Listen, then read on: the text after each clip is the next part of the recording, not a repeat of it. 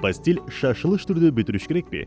Эми мунун баарын онлайн жасоого болот. Түз эле смартфонуңуздан. Экранда кирүү формасы ачылат. Түндүк системасы аркылуу кирүүнү тандаңыз жана аракетти ырастаңыз. Авторизация болгону бир нече секунд алат. Дароо жеке кабинетке өтөсүз. Кезексиз, кагазсыз, расмий жана коопсуз. Экранда арыздын формасы ачылат. Сиздин атыңыз, дарегиңиз, идентификациялык номериңиз сыяктуу маалыматтарыңыз автоматтык түрдө толтурулат. Баары туура экенин текшерип, кийинки кадамга өтүңүз.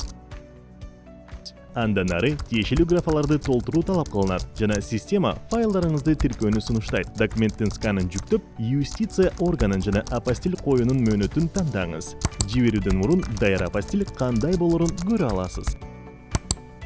Маалыматтар текшерилгенден кийин төлөм терезеси ачылат. Ыңгайлуу ыкманы тандап, онлайн төлөм жүргүзүңүз. Бул 1 мүнөттөн аз убакытты талап кылат. Төлөмдөн кийин арыз автоматтык түрдө ишке кабыл алынат.